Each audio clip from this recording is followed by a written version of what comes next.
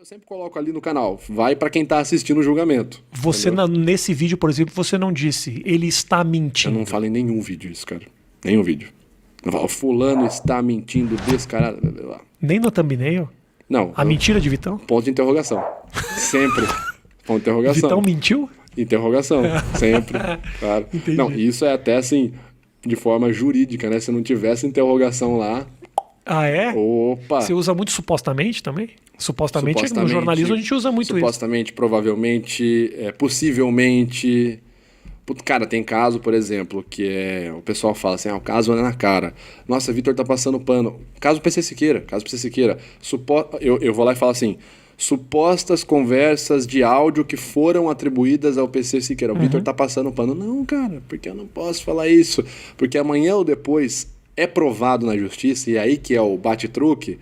Na justiça não interessa o que aconteceu, interessa o que é provado. Você é enxergado pelo Estado, pelo dispositivo do direito, pelo que é provado.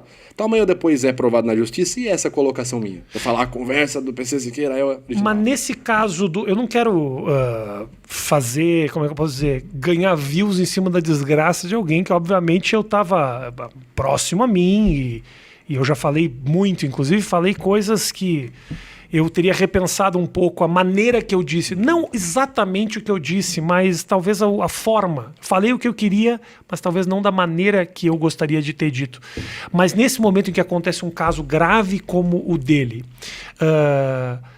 você levanta as tuas antenas para... Eu tenho vontade de analisar esse caso... ou o povo vai querer que eu faça análise desse caso? Você vai atrás daquilo que te interessa ou do que o público se interessa no caso? Cara, eu acho que quem trabalha na internet sempre acaba sendo um misto, né? A gente tá sempre acompanhando tudo. A gente que trabalha na internet, pô, cara, você vê fulano de tal falou, putz, eu vi a entrevista do cara ontem, analisei o cara no vídeo passado.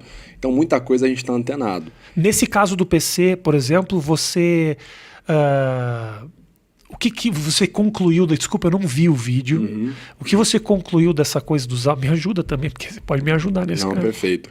Nesse vídeo, só pra você ter uma noção, eu contratei, né, uma equipe para poder dar uma opinião muito mais profissional. Isso. Então, teve um hacker ético na equipe, o Gabriel Pato, teve um professor de criminologia, de direito criminal, e teve o Bruno Sartori, de deepfake. Então, basicamente, eles serviram para poder falar se toda essa situação é fake. Ok? Por quê? Vamos lá. Uma análise multidisciplinar do caso. Isso, uma análise jurídica, uma análise tecnológica e tal. Então, por quê? Porque se tudo do caso for verdade, que foi vamos dizer assim, foi o que a mídia trouxe, foi o que muita gente já falou, é tudo verdade, tudo 100% verdade e ainda pode ser pior. Se tudo é verdade, ok. Ele já vai ter a resposta jurídica dele lá, já vai ter o julgamento moral, ético, beleza. Agora, eu levantei o contrário. E se? Vamos levantar, vamos pensar como seria se não... Então, eu peguei um cara... Só que aí, vamos lá. Quais foram as conclusões? A análise do áudio, né? Pergunta foi, poderia ter sido um áudio deepfake, um áudio forjado? Aquele áudio que supostamente ele confessa que ele realmente viu a foto e tal.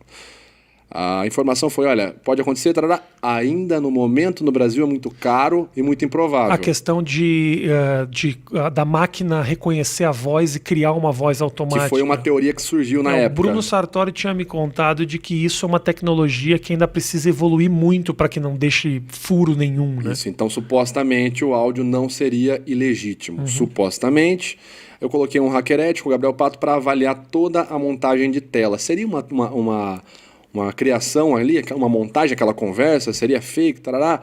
O PC acusou algumas coisas lá naquele textão que eu falo no vídeo, né? Provavelmente foi a defesa dele, jurídica, que postou aquele texto lá na página dele. E o Gabriel fala assim, olha, pode acontecer isso, mas do jeito que tá aqui, pode ser que não, porque tal, tarará. Ele deu lá os pontos técnicos dele. O professor de direito falou, olha, ele pode responder principalmente pelo fato de compartilhar uma foto de uma menor na condição, se o contexto for entendido na audiência como um contexto de sexo virtual.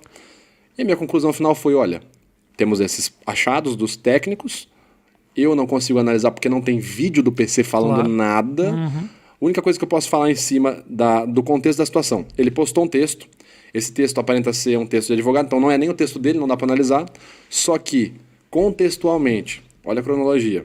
Logo após ser postado os áudios dele, a galera divulgar que ele estaria supostamente confessando, foi removida aquela publicação, onde ele dizia que era tudo mentira. a sua análise acaba sendo mais de contexto do que especificamente total, da expressão ou qualquer coisa do gênero, é isso? Um dos pilares da linguagem corporal, né, nós temos os 3 Cs, congruência, combinações e contexto. E eu acho, desculpa te interromper, Vitor, mas eu acho que nesses tempos de histeria de internet, a gente não analisa mais contexto de absolutamente nada. A gente fala assim, pessoalmente, de uma piada, de um depoimento, então a gente acaba execrando e jogando em praça pública pessoas que falaram isso assim no conforto de seus amigos, numa brincadeira fora de hora, ou fizeram comentários que pode ligar ele a um crime que acontece no futuro, mas um comentário que foi feito em 2006. Então, assim, o que você faz de maneira profissional seria maravilhoso que o próprio público tivesse um pouco mais de julgamento, né? Um julgamento um pouco mais, pelo menos um pouco mais tranquilo, né? Das figuras antes de condenarem elas, né? No meu canal secundário, que chama Vitor Santos, tem um vídeo que assim, o título é Você bateria num idoso? Exclamação. O peso do contexto. Basicamente, eu vou te contar uma história que é muito falada em treinamentos da Acadepol. Eu não vou te estimular e nem vou favorecer um lado, enfim, eu vou só te contar uma história. A história é a seguinte, é uma história real. Imagina que tu tá andando de carro no centro da tua cidade, aí tu para assim no semáforo, tu olha pro lado e tem um senhorzinho assim, ele sai correndo de uma casa desesperado, socorro, socorro, ajuda, ajuda. E 2 marmanjos assim, segura o senhor, derruba no chão e começa a cacetar ele. Pá, pum, pum, bater, assim, pesado mesmo, cara. Imagina essa imagem, quanto que te choca. Uma pessoa ali em defesa nesse contexto que ela tá apanhando. Aí vem o contexto. Há algum tempo antes, esse senhor, ele saiu de uma casa, né? O que aconteceu? Ele era vizinho, era uma figura pública ali naquele bairro, estava sempre andando para lá e para cá, vendia algodão doce, etc e tal. Na casa que ele saiu tinha uma menor de idade, uma menina de 5 anos. Toda vez que o senhorzinho ia lá e ele entregava algodãozinho doce pra menina, ele ficava conversando com ela, a mãe deixava, porque o senhorzinho bonzinho. Já imagina onde é que vai a história, né? A menina começava a falar que ela tinha dor no bumbum depois que o senhor saía de lá. Um belo dia, o pai e o irmão do pai, né, o tio da menina, viram o senhor abusando da menina. E aí começou toda essa situação que eu te contei. Muda ou não muda? Muda muito, claro. E lembrando, eu não tô falando assim, porra, então tem que bater, ou não tem que bater. A questão é contexto, só. Isso aconteceu comigo. Uma vez aconteceu comigo. Eu tava fazendo uma reportagem no centro da cidade, se eu não me engano, era aqui do centro da República, Praça da República aqui.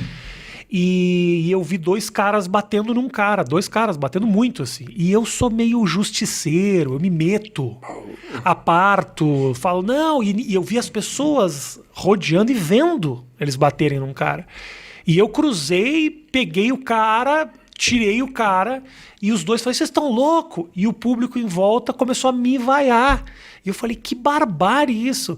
E aí uma pessoa depois veio me contar, esse cara deu uma surra numa senhora, assaltou não sei quem. Ainda não se justifica, não sei até que ponto o que foi a violência na senhora, talvez tenha sido um tapa, e estavam chutando o sujeito no chão, mas o contexto já era outro. Cara. O público me vaiou, eu bem ou mal acabei salvando um criminoso, porque na hora que eu tirei o cara saiu correndo e ninguém pegou mais. Eu fui fazer a justiça ao contrário aqui, então é isso, né? A questão